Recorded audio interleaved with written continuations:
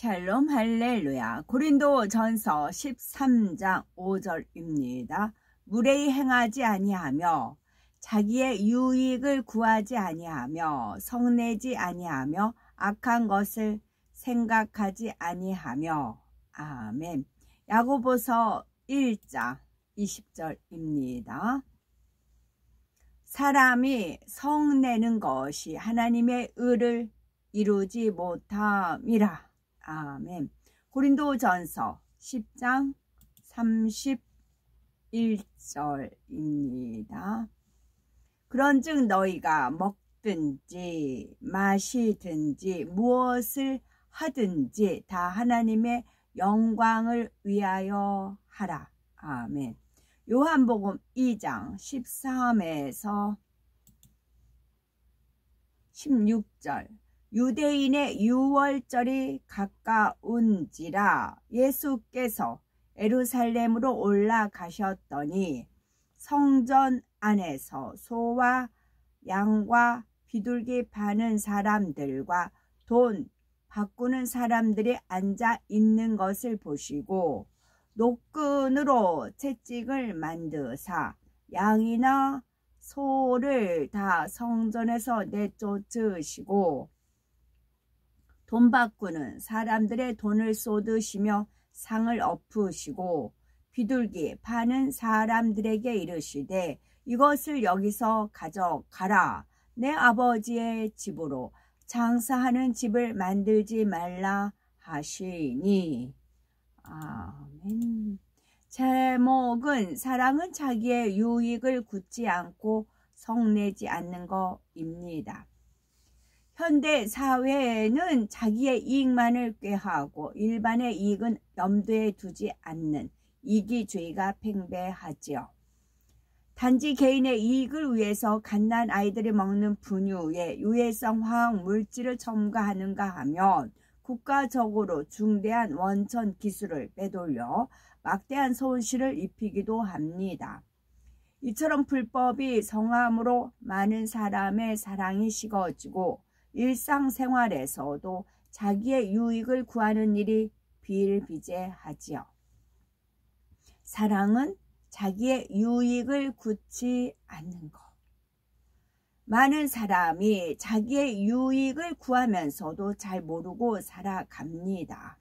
가령 여러 사람이 함께 식당에 갔다고 합시다. 이때 어떤 사람은 자기가 먹고 싶은 것을 주장하고 어떤 이는 상대가 원하는 것에 맞추는 것 같지만 마음은 불편해합니다.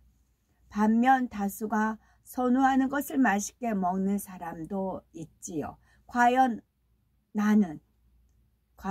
우리는 어떤 유형에 해당이 되시는지요? 또 직장에서 자기 의견이 관철될 때까지 다른 사람을 설득하는 사람이 있는가 하면 자기 의견을 강하게 주장하지는 않지만 상대 의견을 탐탁지 않게 여기는 사람도 있습니다. 반면에 다른 사람의 의견을 기울여 듣고 설령 자기의 의견과 다르더라도 기쁨으로 따라주는 사람도 있지요. 이처럼 각 사람의 마음에 얼마큼 영적인 사랑이 있느냐에 따라 나오는 현상이 다릅니다. 만일 의견 대립이 심해져서 다툼이 생기고 화평이 깨진다면 이는 바로 자기 입장만 고집하며 자기 유익을 구하기 때문이지요. 부부간에도 자기 입장만 고집하면 자꾸 부딪히고 마음의 상처만 깊어집니다. 서로 양보하고 상대 입장을 생각한다면 얼마든지 화평할 수 있는데도 자기 입장만 고집함으로 화평이 깨지죠. 우리가 상대를 사랑하면 늘 나보다는 상대를 먼저 생각하게 됩니다. 성경에 나오는 대표적인 인물로서 아브라함을 들 수 있겠죠. 아브라함과 롯이 더 이상 함께 살 수 없을 정도로 소유가 많아졌습니다. 그러다 보니 롯의 목자들과 아브라함의 목자들이 가축에게 먹일 물이 부족하여 다투게 되지요. 이때 아브라함은 롯에게 네 앞에 온 땅이 있지 아니하냐? 나를 떠나라. 네가 좌하면 나는 우하고 네가 우하면 나는 좌하리라 하며 먼저 좋은 것을 선택하여 떠나라고 하지요. 그러자 롯은 한 번의 사양도 없이 자기가 보기에 좋은 요단들을 택하여 떠납니다. 아브라함은 자신의 유익만 구하여 떠난 롯에 대해서 섭섭해하지 않고 잘 살길만을 바랐습니다. 그가 오직 상대의 유익을 구하니 범사가 잘 되고 형통하며 거부가 되었죠. 이와 같이 자신의 유익을 굳지 않고 기쁨으로 상대의 유익을 구하면 반드시 하나님의 축복과 응답이 따릅니다. 그러면 자기의 유익을 구하지 않으려면 우리가 영적인 사랑을 이루기 위해서는 매사에 나보다 주변을 먼저 생각할 수 있어야 합니다. 나보다 이웃, 나보다 하나님, 나보다 주님, 나보다 교회가 우선이 되어야 되겠죠. 가정에서도 나보다 부모, 형제, 남편, 아내, 자녀부터 돌아보아야 합니다. 이렇게 자신의 유익을 구하지 아니하고 상대의 유익을 구할 때 하나님께서는 반드시 더 좋은 것으로 갚아주십니다. 어떤 사람은 교회 생활에 치우쳐서 가정, 일터, 학교 등에서 남에게 피해를 주기도 하지요. 금식하여 힘이 없다며 업무에 지장을 주거나 교회 일을 한다고 가족을 등한히 합니다. 학생의 본분인 학업을 게을리하는 경우도 마찬가지입니다. 이런 경우 자신은 놀거나 쉬지 않았기 때문에 자기 유익을 구했다고 생각지 않을 수 있지만 그렇지 않습니다. 아무리 주의 일에 충성했어도 온 집에 충성한 것이 아니기 때문에 하나님의 자녀로서 본분을 다했다 할 수 없습니다. 결국 자기의 유익을 구한 것과 같지요. 그렇다면 범사에 하나님의 유익을 구하지 않기 위해서는 어떻게 해야 할까요? 바로 성령을 의뢰해야 합니다. 성령은 하나님의 마음으로 우리를 진리로 인도하시지요. 성령의 주관에 따라 행하면 무엇을 하든지 하나님 영광만 위해 살 수 있습니다. 또한 하나님의 영광을 위해 살려면 마음의 악을 버려야 하지요. 악이 없어야 마음의 참사랑을 이룰 수 있고 하나님의 뜻을 바로 분별하여 하나님의 영광을 나타낼 수 있습니다.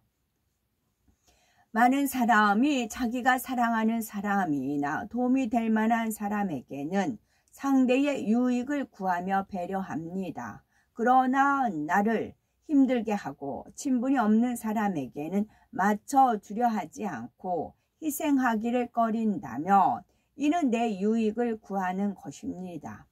내 생각과 마음에 맞지 않더라도 보듬어 줄 수 있어야 상대의 유익을 구하는 것이요 영적인 사랑이라 할 수 있습니다. 또한 사랑은 성내지 않는 것이죠. 화를 잘 내는 사람들은 보통 사람보다 사망률이 20% 높다고 합니다. 습관성 분노가 일시적으로 기분을 망치게 할 뿐 아니라 생명을 단축시키기 때문이지요. 화를 내므로써 상대방에게 인격적인 상처를 주기도 하지만 그 전에 자신의 상처가 더욱 깊어진다는 것입니다. 심하게 화를 내는 사람의 신체가 권투 선수의 강펀치를 맞는 것 같은 타격을 받는다고 하지요. 그런데 화를 참고 살면 병이 된다며 직장이나 가정에서 화를 폭발시키는 사람들이 있습니다. 자신이 불이익을 당하거나 부당한 대우를 받을 때 아무런 이유 없이 원망을 듣거나 피해를 보았을 때 자신의 지시나 요구대로 이루어지지 않았을 때, 누군가에게 모욕을 당했을 때 쉽게 화를 내지요. 하지만 화를 내는 것은 최악의 방법이며 심신을 망치는 지름길입니다. 화를 내므로써 스트레스를 해소시키는 것이 아니라 오히려 스트레스를 확대시킬 뿐이죠. 사랑은 사람의 마음을 긍정적으로 만들지만 성내는 것은 사람의 마음을 상하게 하고 부정적으로 만듭니다. 원수마귀 사단은 하나님의 자녀들이 성을 내도록 부추기지요. 미움과 성냄은 원수마귀 사단의 덫입니다. 미움과 성냄은 원수마귀 덫입니다. 여기서 원수마귀 사단은 하나님의 자녀들의 성을 내도록 부추기지요. 부추라고 하잖아요. 부추는 자르면 다시 또 위로 쏙 자라고, 또 자르면 위로 쏙 자라요. 뽑아내야 돼요. 화를 내는 거 그냥 감정만 가라앉고 그러면 안 돼요. 아예 뿌리째 뽑아야 돼요. 부추처럼 위만 잘라 먹으면 계속 자라거든요.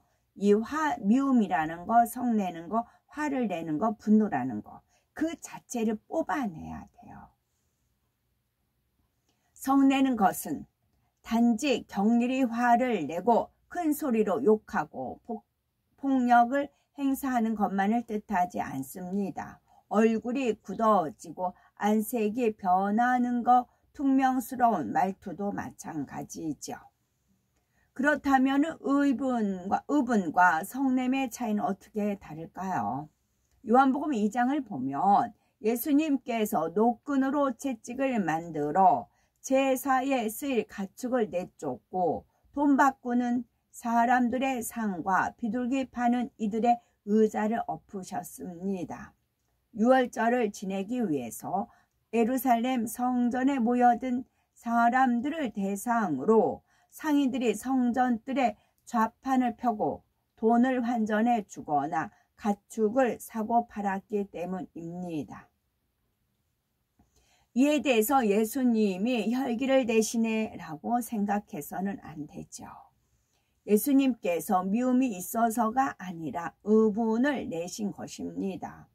비록 좋은 목적이라도 하나님의 성전을 더럽히는 것은 결코 용납될 수 없음을 깨우쳐 주신 것이죠. 이처럼 성냄과 의분은 전혀 다릅니다. 성결하여 죄가 없을 때 의분이나 책망을 통해서도 영혼들에게 생명을 주는 역사가 일어납니다. 흔히 감정이 상한다 하면 성냄의 전초 단계라 할 수가 있겠죠. 우리가 성내면 하나님의 사랑 안에 거할 수 없고 영적 성장에 막대한 지장을 줍니다. 그래서 사람마다 듣기는 속히 하고 말하기는 더디하며 성내기도 더디하라. 사람의 성내는 것이 하나님의 의를 이루지 못하니라 말씀하십니다. 그러면 화를 내지 않으려면 어떻게 해야 할까요? 무조건 꾹 눌러 참으면 될까요?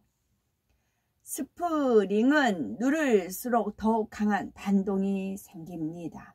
참아서 순간의 위기는 모면할 수 있어도 언젠가는 폭발하지요. 성내게 하는 감정 자체를 온전히 뽑아 버려야 합니다. 억지로 눌러 참는 것이 아니라 아예 참을 것이 없도록 선과 사랑으로 승화시켜야 하지요. 하루아침에 감정을 버리고 선과 사랑으로 마음을 채우기는 어렵지만 꾸준히 노력하면 됩니다. 우선은 화가 나면 기도하며 참는 훈련을 해야 되겠지요. 지금 이 순간 성내는 것이 무슨 유익을 주는가 생각하면서 후회하거나 부끄러움을 당하지 않도록 어떤 상황에서도 화를 내거나 다투는 일이 없어야 하겠습니다. 분냄과 성냄에 관한 성경 구절을 살펴봅니다. 야고보서 1장 20절에 사람의 성내는 것이 하나님의 의를 이루지 못함이니라 하셨고, 잠언 15장 18절은 분을 쉽게 내는 자는 다툼을 일으켜도 노하기를 더디하는 자는 시비를 그치게 하느니라. 잠언 16장 32절 노하기를 더디하는 자는 용사보다 낫고 자기의 마음을 다스리는 자는 성을 빼앗는 자보다 나으니라. 잠언 29장 22절 노하는 자는 다툼을 일으키고 분하여 하는 자는 범죄함이 많으니라. 전도서 7장 9절 급한 마음으로 노를 바라지 말라. 노는 우매자의 품에 머무름이니라 하셨습니다. 아멘.